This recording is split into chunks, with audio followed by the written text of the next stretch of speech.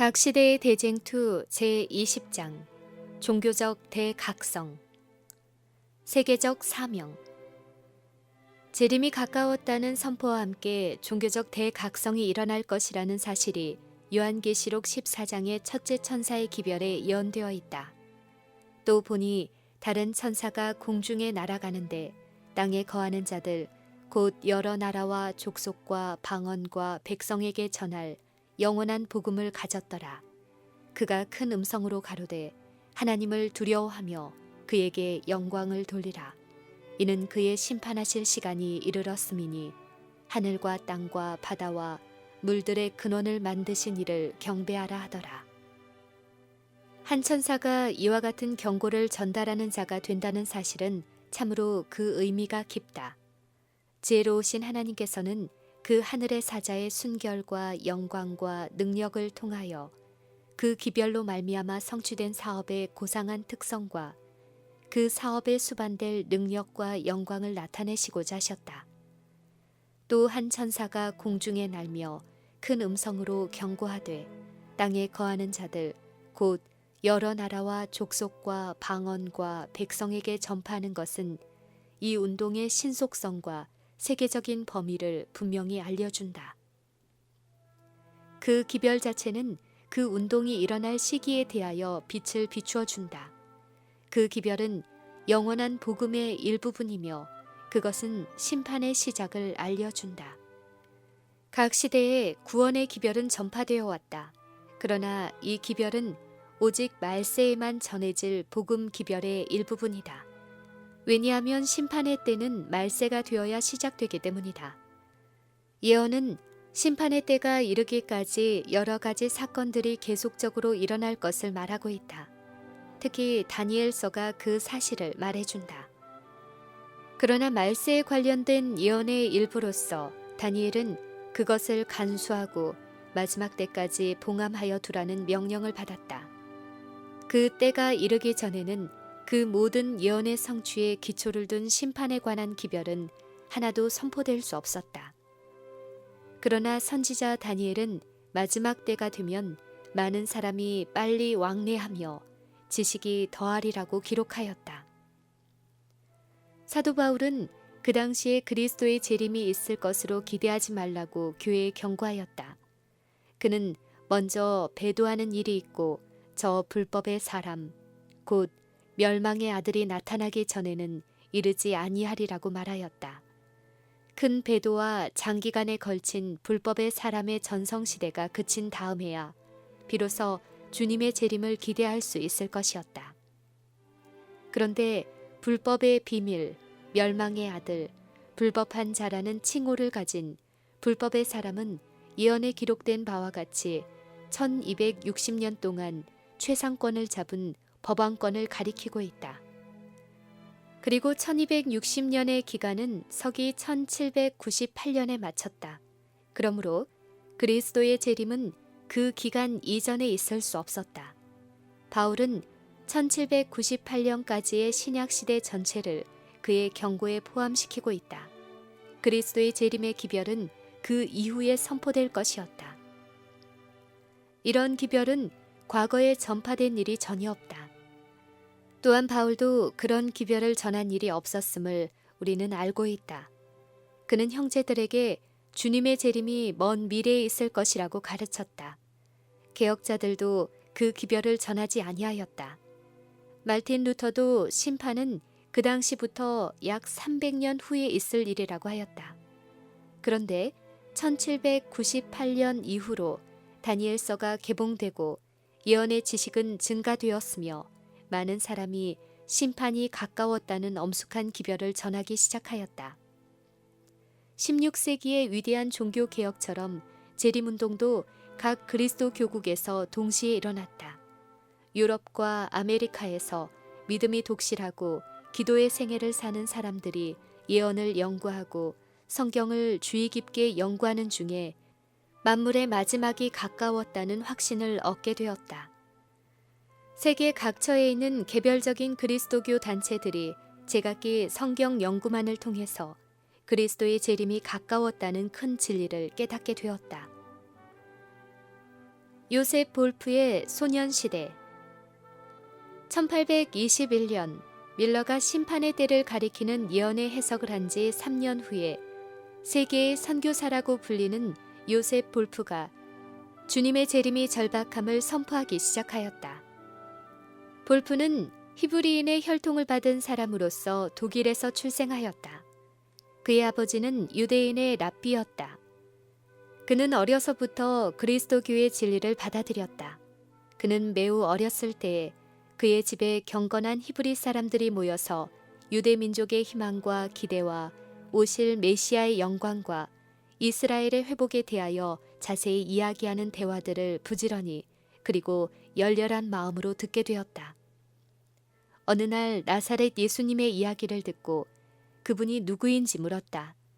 그는 매우 재간 있는 한 유대인이 있었는데 자칭 메시아라고 주장하였기 때문에 유대의 법정에서 그에게 사형을 선고하였다는 대답을 듣게 되었다. 그는 다시 예루살렘이 멸망한 이유가 무엇이며 우리가 자유를 잃은 백성이 된 것은 무엇 때문이냐고 물었다. 그러자 그의 아버지는 슬프다, 슬프다. 그것은 유대인들이 선지자를 죽였기 때문이라고 대답하였다. 그 말을 듣자 그 소년의 마음에는 갑자기 아마 예수님도 한 선지자였는데 유대인들이 죄 없는 그분을 죽였나 보다 하는 생각이 떠올랐다. 그 생각이 너무나 깊었기 때문에 그는 그리스도 교회에 출입하는 일이 금지되어 있었음에도 불구하고 때때로 교회의 주의를 배회하면서 설교를 듣고자 하였다. 그가 겨우 7살이었을 때 자기의 이웃에 사는 연로한 그리스도인에게 장차 메시아가 나타나게 되면 이스라엘의 승리를 얻을 것이라고 자랑하였다. 그러자 그 늙은이는 친절하게 말하였다. 사랑하는 아이야, 누가 참 메시아인지 내가 일러주마. 너희 조상들이 옛적의 선지자들에게 한 것처럼 십자가에 못 박은 나사렛 예수님이 바로 메시아시다. 집에 돌아가서 이사야서 53장을 읽어보아라. 그리하면 예수 그리스도가 하나님의 아들이심을 깨닫게 될 것이다. 즉시 그에게 강한 확신이 생겼다. 그는 집으로 돌아가서 그 성경 말씀을 읽어보고 그것이 너무도 정확하게 나사렛 예수님에게서 성취된 것을 보고 놀랐다. 그는 그리스도인의 말이 참말이라고 믿었다. 그는 아버지께 그 예언을 설명해 달라고 요청하였다. 그러자 아버지는 아주 무서운 표정으로 잠자코 있었으므로 다시는 그 문제를 거론하지 못하였다. 그러나 그 일은 그리스도 교회에 대하여 더욱더 알아보고 싶은 욕망을 일으켰을 뿐이었다.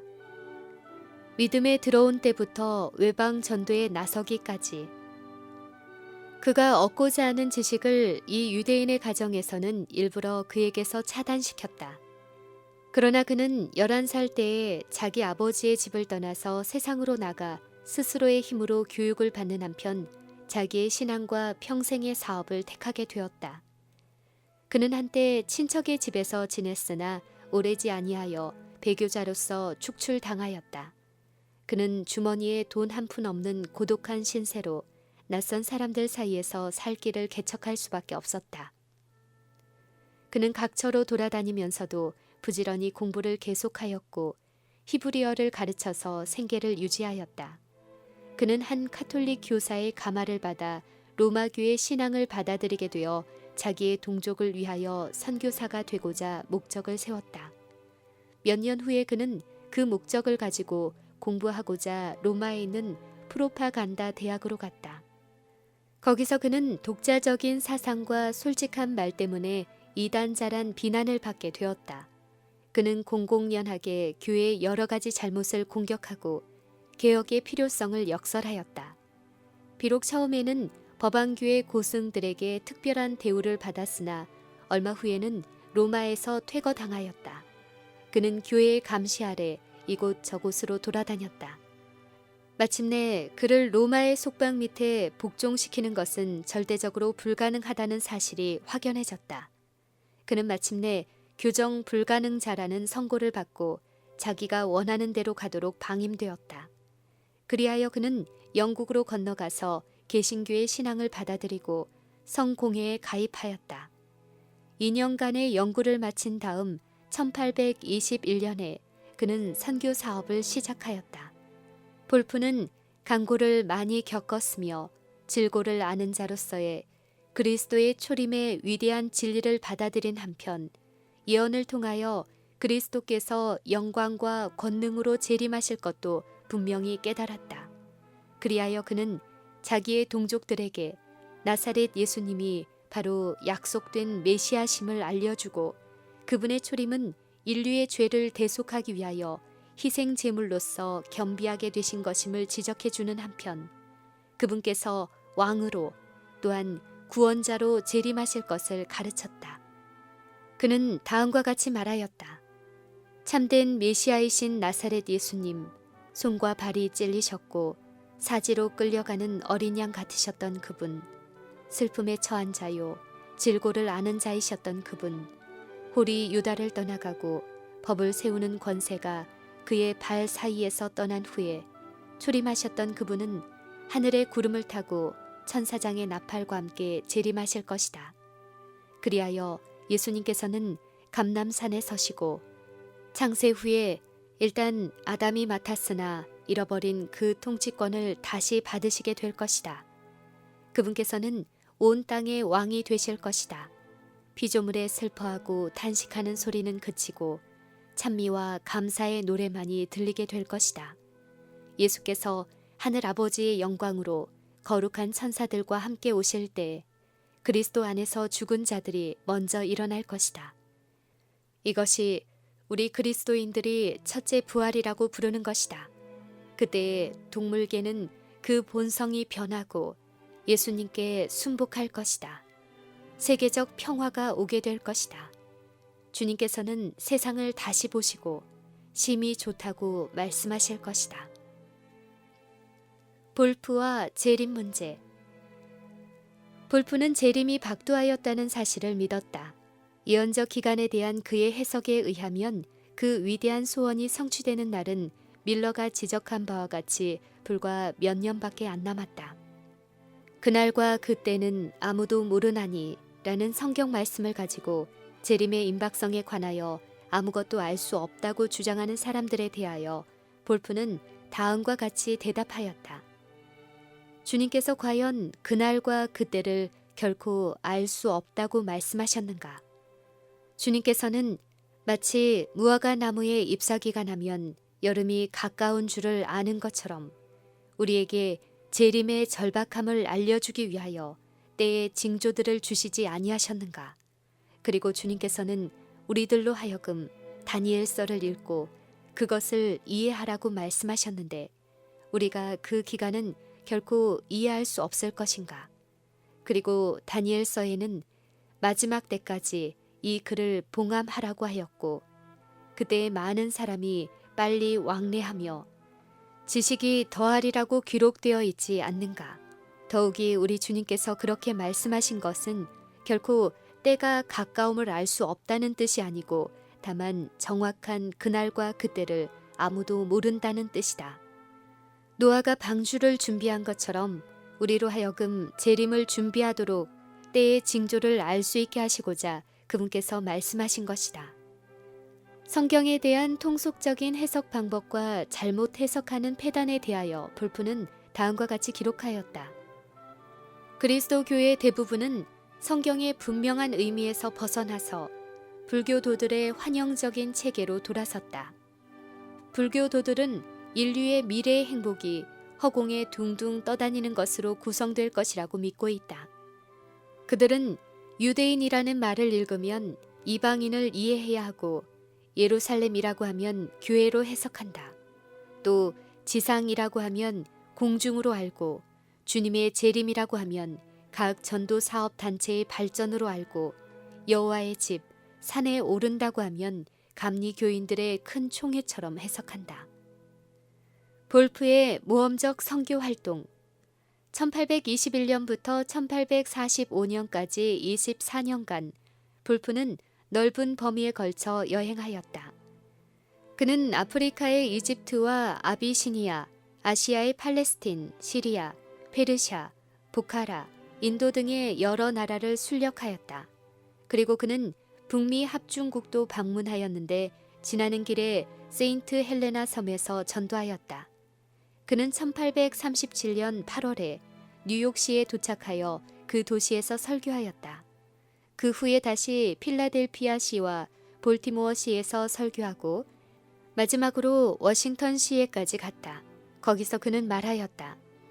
한 의회에서 전 대통령 존 퀸시 애덤즈 씨가 제의한 동의에 의하여 내가 국회의사당에서 강연을 하도록 만장일치로 가결되었다. 그리하여 나는 어느 토요일에 전체 의원과 버지니아의 감독과 성직자들과 워싱턴 시민들이 참석한 데서 강연하는 영광을 누렸다. 그와 같은 영광은 뉴저지주와 펜실베니아주에서도 나에게 주어졌는데 거기서 나는 아시아에서 한 나의 연구에 대하여 이야기하되 예수 그리스도의 개인적 통치에 대하여 말하였다.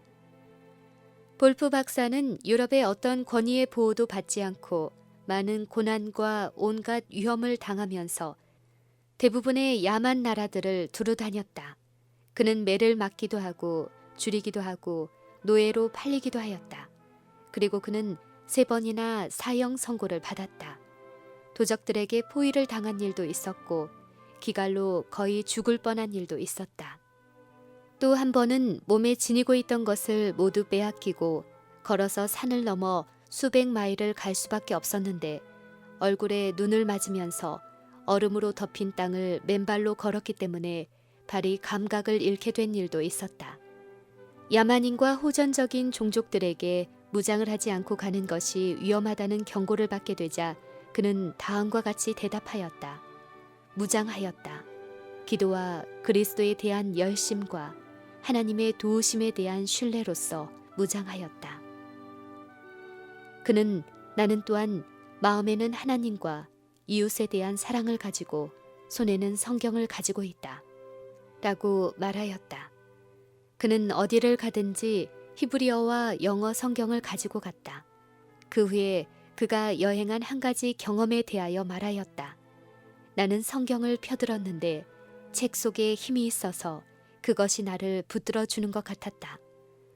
이와 같이 그는 심판의 기별이 사람이 거주하는 지구상의 대부분에 전파되기까지 그의 활동을 중지하지 않았다. 유대인, 터키인 배화교도, 힌두교도, 그 밖에 여러 종족과 민족 사이에서 그는 그 지방들의 언어로서 하나님의 말씀을 증거하고 오래지 아니하여 메시아의 왕국이 건설될 것을 전파하였다. 서부 아시아 지역의 편력. 그는 보카라를 여행하던 중에 어떤 유벽한 지방에 사는 한 불황민이 재림의 교리를 믿고 있는 것을 발견하였다. 그는 다음과 같이 말하였다. 이 예멘에 있는 아라비아인들은 세에라라고 하는 책을 가지고 있었는데 거기에는 그리스도의 재림과 그분께서 영광 중에 통치하실 사실이 기록되어 있었다. 그리고 그들은 1840년에 큰 사건이 일어날 것이라고 얘기하고 있었다. 나는 예멘에서 레갑의 후손들과 함께 6일간을 지냈다. 그들은 술도 마시지 않고 포도원도 재배하지 않고 곡식도 심지 않았다. 그들은 천막에 살며 레갑의 아들 선한 여호나답을 기억한다. 나는 또한 이 종족 중에 메시아께서 속히 하늘의 구름을 타고 오시기를 레갑의 자손과 함께 고대하고 있는 단족속인 이스라엘인의 후손이 있음을 보았다. 어떤 다른 선교사는 그와 비슷한 신앙을 가진 자가 타타르 지방에도 있음을 발견하였다. 타타르의 한 승려는 그 선교사에게 그리스도께서 어느 때쯤 재림하실 것이냐고 질문하였다. 그러자 그 선교사는 그 일에 대하여 아무것도 대답할 수 없다고 말하였더니 그 승려는 성경을 가르치노라고 공언하는 사람이 그 사실을 모른다는 것에 대하여 크게 놀라움을 나타냈다. 그리고 그는 예언을 근거로 그리스도께서 1844년경에 재림하시리라는 자신의 소신을 말하였다. 영국에서의 재림운동.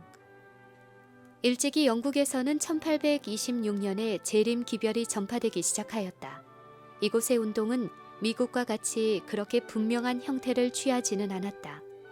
재림의 정확한 시일은 일반적으로 그처럼 가르쳐지지 아니하였다. 그러나 그리스도께서 영광과 권세를 가지고 미국에 임하신다는 큰 진리가 널리 전파되었다. 그 진리는 다만 비국교도 사이에서만 전파된 것이 아니었다. 영국의 저술가 무란트 브로크는 약 700명의 영국 국교의 성직자들도 이 천국 복음을 전파하는 일에 연합하였다고 말하였다. 또한 1844년을 재림의 때라고 알려주는 기별도 대영 제국에서 전파되었다. 미국에서 건너온 재림에 대한 간행물들이 널리 배포되었으며 영국에서도 많은 서적과 잡지들을 재발행하였다. 그리고 1842년에는 미국에서 재림신앙을 받아들인 로버트 윈터라는 영국인이 본국으로 돌아와서 주님의 재림을 전파하였다. 그리하여 많은 사람들이 그의 사업에 연합하였으며 심판에 관한 기별이 영국 각처에 전파되었다. 아직 미개한 채 로마교의 정략에 사로잡혀 있던 남미주에도 한 스페인인이며 예수의 회원인 라쿤자라는 사람이 성경을 연구하여 그리스도의 재림이 가까웠다는 것을 깨닫게 되었다. 그는 경고를 하지 아니할 수 없다는 사명감을 느꼈으나 로마교의 견책이 두려워서 자기의 이름을 라비벤 에스라라고 고쳐서 마치 개종한 유대인인 것처럼 꾸며가지고 자기의 견해를 출판하였다. 라쿤자는 18세기의 사람이었으나 그의 저서가 런던으로 가서 영어로 번역되기는 1825년경의 일이었다. 이 책의 발행은 영국에 있어서 이미 재림 문제에 눈을 뜬 사람들의 관심을 깊게 하는데 매우 큰 역할을 하였다. 독일에서의 벵겔의 활동. 독일에서는 18세기의 루터 교회의 한 목사요, 성경학자요, 평론가로 유명한 벵겔이라는 사람이 이 교리를 가르쳤다. 벵겔은 학업을 마치고 신학 연구를 시작하였는데 그가 받은 초기의 교육과 훈련은 그의 마음에 본래부터 가지고 있던 엄숙한 생각과 종교적 기질을 깊게 하고 강하게 하였다. 그도 역시 복음을 막론하고 사고력이 많은 다른 청년들처럼 종교적 의문과 어려운 문제들로 인하여 번민하였는데 그는 감개무량한 가운데 자기의 가련한 마음을 꿰뚫고 그 젊은 감정을 못 견디게 만들었던 허다한 화살들에 대하여 말하였다. 비텐베르크의 종교 법원의 일원이 되자 그는 종교 자유를 부르짖었다. 그는 교회의 권리와 특권을 주장하는 한편 양심을 위하여 교회에서 물러날 수밖에 없다고 생각하는 사람들이 당연히 누릴 온갖 자유를 위하는 옹호자가 되었다. 그와 같은 방침에서 나온 훌륭한 결과가 오늘날에도 그의 고향에 남아있다. 그리스도의 재림의 진리가 벵겔의 마음에 확신을 준 것은 그가 강림절의 일요일에 사용할 설교의 준비를 위하여 요한계시록 21장을 연구하던 때이었다. 그는 이때에 요한계시록의 예언들을 과거 어느 때보다 잘 이해하게 되었다.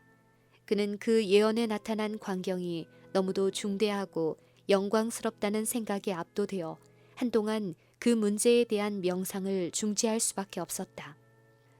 그러나 그가 강단에서 설교를 하게 되자 그 생각은 다시 생생하게 또한 능력 있게 그에게 나타났다. 그때부터 그는 예언서, 특히 요한계시록의 연구에 몰두하였는데 오래지 아니하여 그 예언서에서 가르치고 있는 그리스도의 재림이 가까웠다는 신앙을 가지게 되었다. 그리고 그가 그리스도의 재림의 때라고 확정한 연대는 그 후에 밀러가 주장한 연대와 비교하면 매우 근소한 차이밖에 없었다. 벵겔의 저서는 그리스도 교국에 널리 전하여졌다. 예언에 관한 그의 견해는 그의 고향인 비텐베르크에서 일반적으로 잘 받아들여졌으며 또한 독일의 다른 지방에도 전해졌다. 그리하여 그 운동은 그가 죽은 후에도 계속되었는데 재림 기별은 독일에서도 다른 나라들과 같은 시기에 전파되었다. 또한 초기의 신자들 중에 몇 사람이 러시아로 가서 살게 되었는데 그들은 그곳에서 이민단을 조직하였다. 그리하여 오늘날에도 그 나라의 독일인 교회는 그리스도의 재림의 신앙을 존속시키고 있다. 프랑스와 스위스에서의 재림운동. 빛은 프랑스와 스위스에도 비추어졌다. 일찍이 파렐과 칼빈이 종교개혁의 진리를 선포했던 제네바에서 가우센이 재림 기별을 전하였다. 학생 시절의 가우센은 18세기 말엽부터 19세기 초엽에 이르기까지 온 유럽을 휩쓸고 있던 합리주의 사상과 접촉한 적이 있으며 그가 직접 전도에 종사하게 될 때에 그는 아직 참된 신앙을 알지 못하였을 뿐 아니라 회의론의 경향을 가지고 있었다. 그러나 롤린이 저술한 고대 역사를 읽은 후 그는 다니엘서 2장의 말씀을 주목하게 되었고 그 사가가 기록한 그대로 성경의 예언이 놀라울 정도로 정확히 성취된 것을 보고 감탄하였다. 실로 그것이 후년에 그가 위험 중에 처할 때 굳센 닻의 역할을 해주었고 성경이 영감으로 기록되었다는 확신을 주었다. 드디어 그는 합리주의 사상에 만족할 수 없게 되었고 성경을 연구함으로 더욱 분명한 빛을 깨닫게 되었다. 그는 결국 적극적 신앙을 가지게 되었다. 그는 예언을 연구하는 중에 주님의 재림이 절박하였다는 것을 확신하게 되었다. 그 위대한 진리의 엄숙하고 중대함을 절실히 느낀 그는 그것을 백성들에게 전하고자 열망하였다. 그러나 당시의 다니엘의 예언은 오묘한 것이므로 깨달을 수 없다는 것이 일반적인 견해였기 때문에 그의 사업은 큰 장애를 만났다. 그리하여 그는 일찍이 파렐이 제네바에서 전도할 때 사용한 방법, 곧 먼저 어린이들에게 전도하여 그들을 통하여 부모들에게 관심을 끌게 하는 방법을 쓰기로 결심하였다. 훗날에 그는 당시에 사용했던 방법에 대하여 다음과 같이 말하였다. 나는 다 아는 방법으로 진리를 전하고자 작정하고 아이들에게 진리를 말하게 되었는데 그것은 중요성이 작기 때문에서가 아니고 오히려 그 진리가 가치가 컸기 때문이었음을 이해하기 바란다. 나는 나의 말을 들어주기를 희망하였지만은 내가 처음부터 장성한 사람들을 상대로 말하지 아니한 것은 그들이 들어주지 아니할까 염려한 때문이었다. 그리하여 나는 아주 어린 아이들에게 가기로 결심하였다.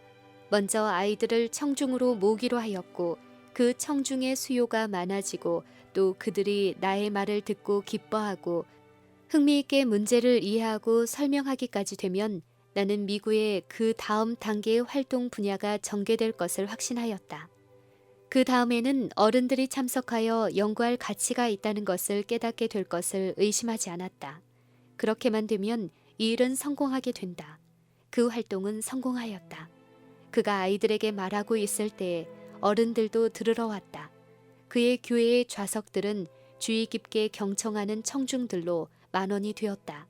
그 청중 가운데는 지위가 높은 사람들과 학식 있는 사람들도 있었고 제네바를 찾아온 나그네들과 외국 사람들도 있었으므로 그들이 들은 기별은 다른 지방으로 전해졌다. 이와 같은 성공으로 용기를 얻은 가우센은 프랑스어를 말하는 교회들에게 예언서의 연구를 장려할 목적으로 그가 가르친 내용을 출판하였다. 아이들에게 들려준 교훈을 출판한 이유는 이해하기 어렵다는 구실로 이런 종류의 책들을 흔히 등한히 여기는 어른들에게 아이들도 이해하는 것을 어찌 이해하기 어렵다고 말할 수 있겠느냐고 주장하기 위함이었다. 그는 계속하여 말하였다. 나는 할 수 있는 대로 우리 신자들에게 예언의 지식을 가르쳐 주려고 크게 열망한다. 오늘날 예언의 연구보다 더 필요한 것은 없다. 그것으로 우리는 절박한 환난을 위하여 준비하고 예수 그리스도를 바라보고 기다릴 수 있다. 가우센은 프랑스어를 말하는 전도자 중 가장 유명하고 존경을 받던 사람이었으나 얼마 후에 그는 한갓 합리주의의 교본에 불과하고 적극적 신앙이 거의 결여되어 있는 교회의 문답서를 사용하지 않고 성경을 가지고 청년들을 가르쳤다는 죄목으로 교역직에서 면직되었다.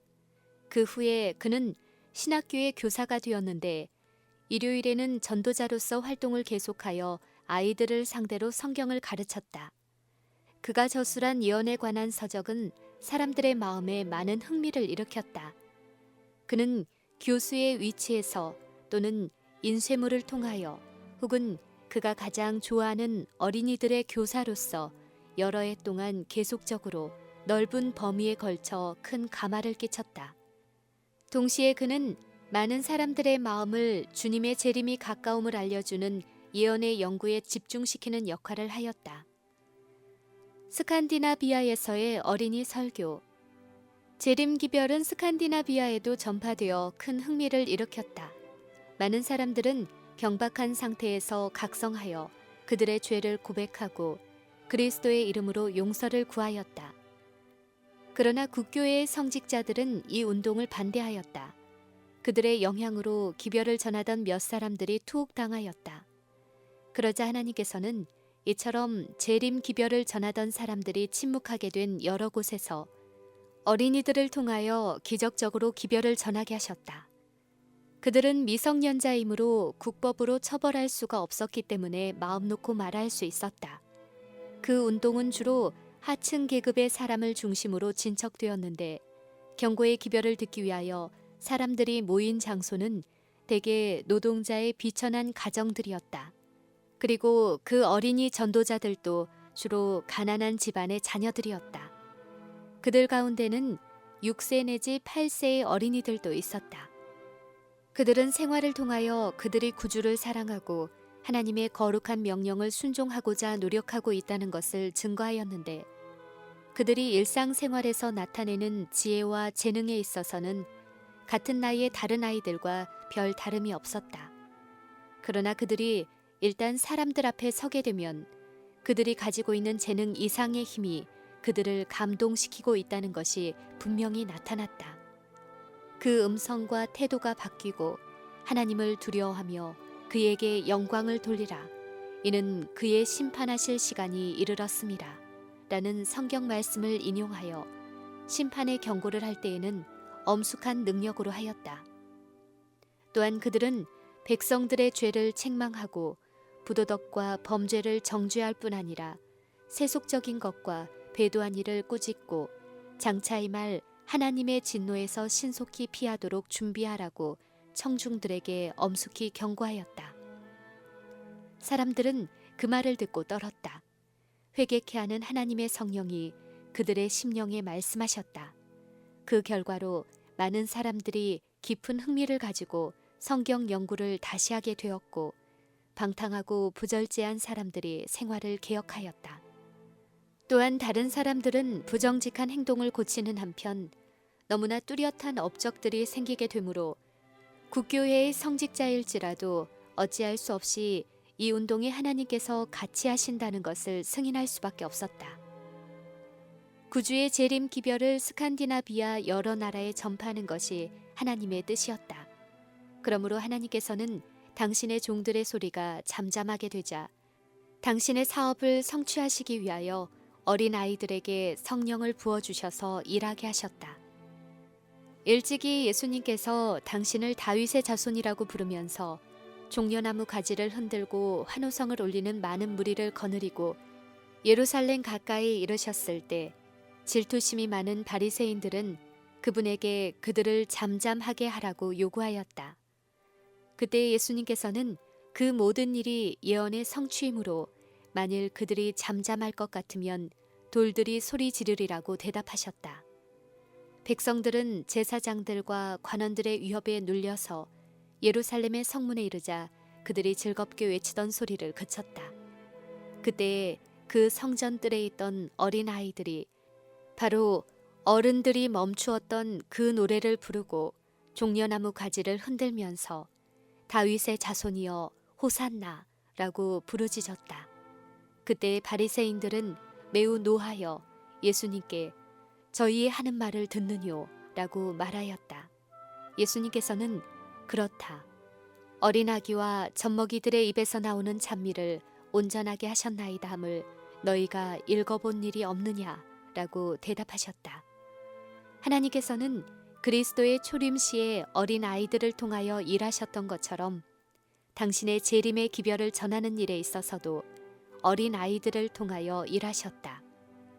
구주께서 다시 오신다는 기별이 모든 나라와 지방과 백성에게 전파될 것이라는 하나님의 말씀은 반드시 성취되어야 한다. 미국에서 일어난 큰 재림운동.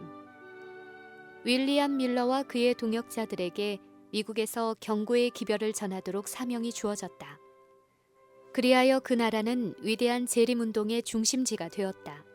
여기에서 첫째 천사의 기별에 대한 예언이 가장 직접적으로 성취되었다. 밀러와 그의 동역자들의 저서는 널리 먼 지방에까지 전해졌다. 온 세계의 어느 곳이나 선교사들이 나간 곳에는 그리스도의 재림이 임박하였다는 기쁜 소식이 전하여졌다. 하나님을 두려워하며 그에게 영광을 돌리라.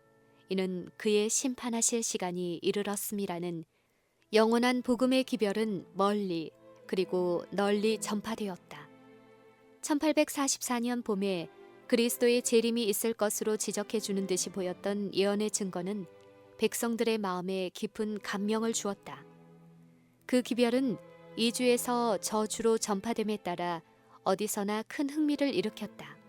많은 사람들은 그 예언적 기간에 대한 논증이 정확함을 확신하여 자기들의 교만한 의견들을 버리고 기꺼이 그 진리를 받아들였다. 어떤 목사들은 그들의 종파적 견해와 감정을 버리고 봉급도 교회도 다 버리고 예수님의 재림을 전파하는 일에 연합하였다. 그러나 성직자들 중에서 기별을 받은 사람은 비교적 소수였으므로 기별을 전하는 일은 주로 평신도들에게 맡겨졌다. 농부들은 그들의 농장을, 직공은 그들의 도구들을, 상인은 그들의 상품을, 전문직에 있는 사람들은 그들의 직무를 버리고 이 일에 가담하였다. 그러나 성취되어야 할 일의 분량에 비하면 일꾼의 수요는 너무 적었다. 불경건한 교회와 죄악 중에서 자고 있는 이 세상 형편은 참된 파수꾼의 직분을 행하는 사람들의 짐을 무겁게 하였다.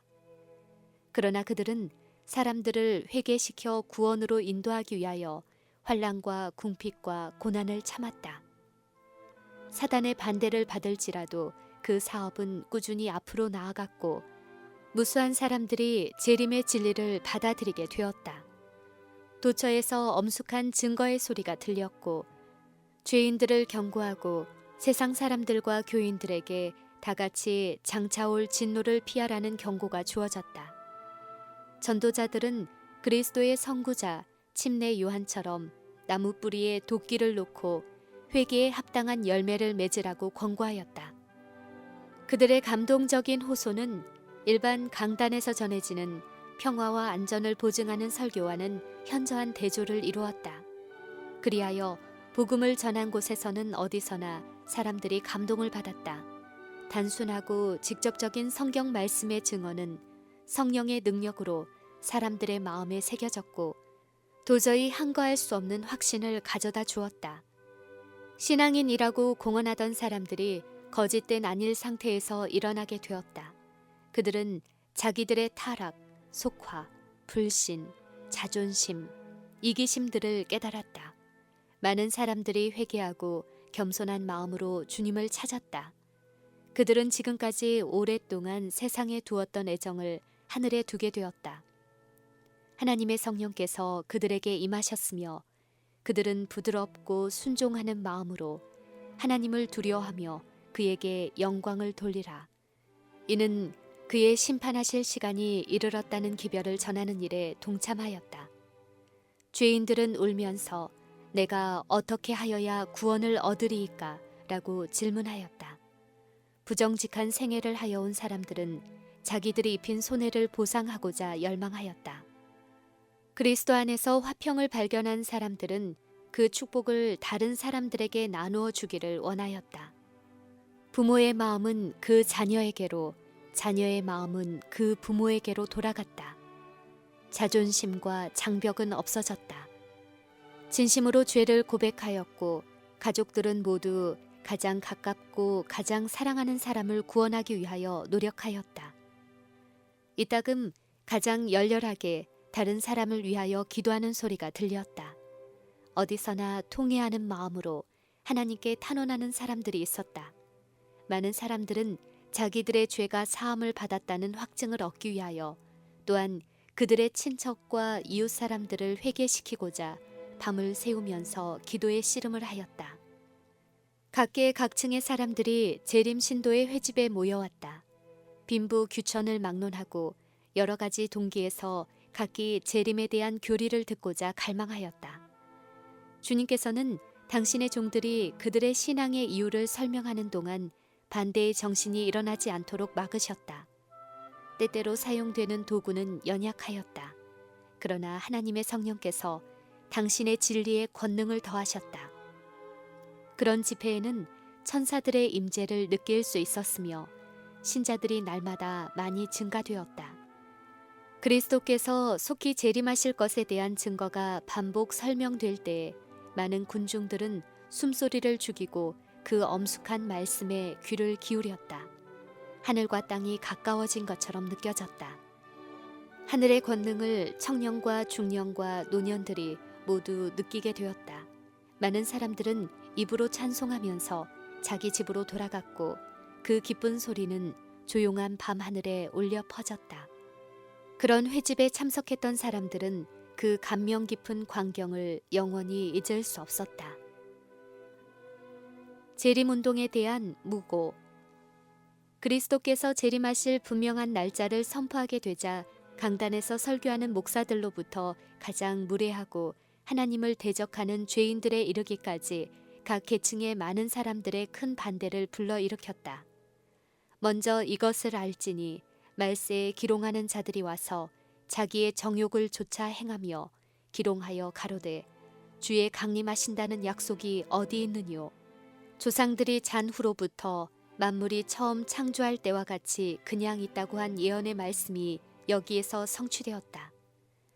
구주를 사랑하노라고 공언하는 많은 사람들은 그들이 재림의 교리를 반대하는 것이 아니라 다만 그 일정한 날을 정하는 일을 반대할 뿐이라고 말하였다. 그러나 모든 것을 보시는 하나님의 눈은 그들의 마음을 다 아셨다. 그들은 그리스도께서 의로서 심판하시기 위하여 다시 오신다는 사실을 듣고 싶어 하지 아니하였다. 그들은 불충실한 종으로 살았기 때문에 그들의 행위가 마음을 살피시는 하나님의 심사에 통과될 수 없을 것을 알므로 주님을 만나기를 두려워한 것이었다. 그리스도의 초림 시의 유대인들처럼 그들은 예수님을 환영할 준비가 되어 있지 아니하였다. 그들은 성경에 기록된 명백한 증언들을 듣지 아니할 뿐 아니라 도리어 주님을 사모하고 바라보는 사람들을 조소하였다. 사단과 그의 사자들은 기뻐 날뛰면서 그리스도와 그분의 거룩한 천사들 앞에서 소위 그리스도의 백성이라고 공언하는 자들이 그리스도에 대한 사랑이 너무 적기 때문에 그분의 나타나심을 원하지도 아니한다고 조롱하였다. 그날과 그 시를 알지 못하느니라 라는 말씀은 재림신앙을 거절하는 자들이 가장 흔히 제기한 논증이었다. 그 성경절은 그날과 그때는 아무도 모르나니 하늘의 천사들도 아들도 모르고 오직 아버지만 아시느니라고 되어 있다. 그러나 이 성경절을 명백하고 조리 있게 해석하는 사람들은 주님을 기다리는 사람들이었고 이를 그릇되게 사용하는 사람들은 반대자들임이 분명히 나타났다. 그 말씀은 그리스도께서 성전을 마지막으로 작별하시고 제자들과 함께 감람산으로 올라가서 잊을 수 없는 담화를 나누실 때에 하신 말씀이었다. 제자들은 어느 때에 이런 일이 있겠사오며 또 주의 임하심과 세상 끝에는 무슨 징조가 있사오리까? 라고 물었다. 그때에 대하여 예수님께서는 세상 끝의 징조를 말씀하시고 이 모든 일을 보거든 인자가 가까이 곧 문 앞에 이른 줄 알라고 하셨다. 구주께서 하신 한 가지 말씀이 다른 말씀을 없이 할 수는 없는 것이었다. 비록 그분께서 오시는 날과 시를 아는 사람이 없을지라도 우리는 그날과 시가 가까이 이른 것을 알아야 한다는 가르침과 요구를 받고 있다. 더욱이 우리가 그분의 경고를 멸시하고 그분의 재림이 가까움을 알기를 거절하거나 게을리하게 되면 홍수가 다가오는 것에 무관심했던 노아 당시의 사람들처럼 그 일은 우리에게 있어서 치명적인 사건이 될 것이라는 사실도 배웠다. 또한 그 같은 장에 충성된 종과 충성되지 않은 종을 대조하여 말씀하시고 심중에 주인이 더디 오리라고 생각한 종에게 파멸의 선고를 내린 비유는 그리스도께서 당신의 오심을 대망하고 깨어있는 자와 그 일을 거부하는 자를 구별하여 각각 어떻게 갚아주실 것임을 보여주고 있다. 주님께서는 그러므로 깨어있으라.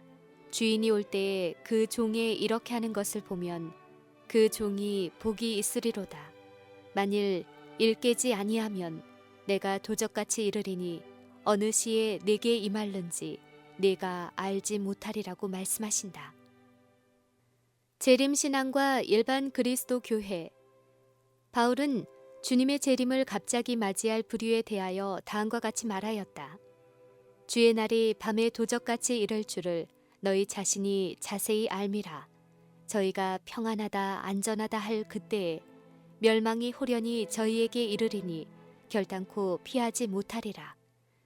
그는 다시 구주의 경고에 유의하는 사람들을 향하여 형제들아 너희는 어두움에 있지 아니하매 그날이 도적같이 너희에게 임하지 못하리니 너희는 다 빛의 아들이요 낮의 아들이라.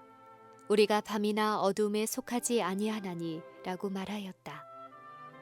성경 말씀 가운데 사람이 그리스도의 재림이 가까움에 대하여 무지해도 좋다는 보증이 조금도 없다는 사실이 그와 같이 입증되었다. 그러나 진리를 부인할 구실만을 찾고자 하는 자들은 그와 같은 설명에 귀를 막고 있다. 그리하여 대담한 조롱자들은 물론이요 심지어 그리스도 교회 성직에 있는 자들까지도 그날과 그때는 아무도 모른다는 말에 뇌동하게 되었다. 백성들이 각성하여 구원의 길을 찾기 시작하자 종교 지도자들은 그들과 진리의 중간에 서서 하나님의 말씀을 잘못 해석함으로 그들의 공포감을 가라앉히고자 하였다. 충실하지 않은 파수꾼들은 대기만자 사단의 사업에 연합하여 하나님께서 평안하다고 말씀하지 아니하시는 때에 평안하다, 평안하다고 부르짖었다. 마치 그리스도께서 세상에 계시던 당시의 바리새인들처럼 많은 사람들은 자기들 스스로 천국에 들어가기를 싫어하고 들어가려는 사람들도 막았다. 그들의 피는 마침내 그들의 손에서 찾게 될 것이다. 일반적으로 교회 안에 있는 겸손하고 헌신적인 사람들이 먼저 기별을 받았다. 성경을 스스로 연구한 사람들은 예언에 대한 일반적인 견해가 성경적이 아니라는 사실을 깨달을 수밖에 없었다. 어디서나 일반 성직자들의 영향을 받지 않은 곳에서는 그리고 어디에서나 성경 말씀을 스스로의 힘으로 연구한 곳에서는 재림의 교리가 하나님의 권위 위에 세워진 교리임을 성경절들을 비교 검토함으로 알게 되었다. 많은 사람들은 신앙 없는 형제들에게 박해를 받았다. 어떤 사람들은 교회에서의 지위를 보존하기 위하여 그들의 신앙을 말하지 않은 자도 있었다. 그러나 하나님께 충성된 사람들은 그들에게 맡겨진 진리를 숨겨서는 안 된다고 생각했다. 그리하여 그리스도의 재림을 믿는다고 고백한 이유만으로 교회에서 제명 처분을 받은 사람들이 적지 아니하였다. 자기의 신앙을 위하여 시련을 받는 사람들에게 너희를 미워하며 내 이름을 인하여 너희를 쫓아내며 이르기를 여호와께서는 영광을 나타내사 너희 기쁨을 우리에게 보이시기를 원하노라 하였으나 그들은 수치를 당하리라고 한 선지자의 말씀은 매우 귀중한 것이었다. 하나님의 천사들은 가장 깊은 관심을 가지고 그 경고의 결과를 주목하고 있었다. 천사들은 그 기별이 모든 교회로부터 일반적으로 거절을 당할 때에 슬픈 마음으로 물러갔다. 그러나 재림의 진리를 아직 맛보지 못한 자들이 많이 있었다. 많은 사람들은 남편, 아내, 부모 혹은 자녀들에게 미혹되어 재림 신도들의 가르침, 소위 이단의 귀를 기울이는 것만도 벌써 죄를 범하는 일인 것처럼 믿게 되었다. 천사들은 그런 사람들을 성실하게 주목하라는 명령을 받았다. 왜냐하면 하나님의 보좌로부터 또 다른 빛이 나와서 그들을 비추일 것이었기 때문이다. 재림 신도들의 시련기. 기별을 받아들인 사람들은 말할 수 없는 소망으로 구주의 재림을 기다렸다. 그들이 예수님을 만날 것으로 기대했던 그 시간은 눈앞에 박두하였다. 그들은 매우 엄숙하게 그 시간을 기다리고 있었다. 그들은 하나님과 간격 없는 교통을 통하여 그들 앞에 놓인 광명한 미래로 마음이 평안하였다. 그 희망과 신뢰를 경험했던 사람들은 당시의 그 귀중한 기다림의 시간을 도무지 잊어버릴 수 없었다. 그날을 몇 주일 앞두고 그들은 대부분 세속적인 사업을 그쳤다. 진실한 신자들은 마치 죽는 사람이 임종시에 몇 시간 동안 세상 사물을 초월하여 명상하는 것처럼 자기들의 마음속의 생각과 감정을 살펴보았다. 승천 예복은 전혀 만들지 않았다. 그러나 구주를 영접할 준비가 되었다는 내적 증거의 필요성, 곧 그들의 심령의 순결을 나타내는 흰옷, 그리스도의 속죄하시는 피로 죄에서 깨끗하게 된 품성을 가져야 할 필요성을 느꼈다. 하나님의 백성이라고 공언하는 자들이 지금도 그때와 같이 스스로를 살피고 열렬하고 확고한 신앙을 가진다면 얼마나 좋을까. 만일 그들이 오늘날에도 그렇게 하나님 앞에 겸비하고 은혜의 보좌 앞에서 탄원한다면 그들은 지금 그들이 가진 것보다 훨씬 더 풍부한 경험을 가지게 되었을 것이다. 오늘날에는 기도하는 일이 너무도 적고 충심으로 죄를 깨닫는 일이 너무 적다. 산 신앙이 부족하기 때문에 많은 사람들은 구주께서 풍성히 주시는 은혜를 부족하게 받고 만다. 하나님께서는 당신의 백성을 시험하시기로 계획하셨다. 주님의 손이 예언적 기간의 계산에서 생긴 착오를 덮어주셨다. 그리하여 재림 신도들은 물론이요 가장 학식이 많은 반대파의 학자들도 그것을 발견하지 못하였다. 그 학자들은 말하였다. 그대들의 예언적 기간에 대한 계산은 옳다. 무슨 큰 사건이 일어날 것은 사실이다. 그러나 그것은 밀러가 예언한 일과 같은 것은 아닐 것이다. 그것은 세상의 회개요 그리스도의 재림은 아니다. 기대했던 시간은 지나갔으나 그리스도께서는 당신의 백성을 구원하기 위하여 나타나지 아니하셨다. 진실한 신앙과 사랑으로 구주를 바라보던 사람들은 쓰디쓴 실망을 당하였다.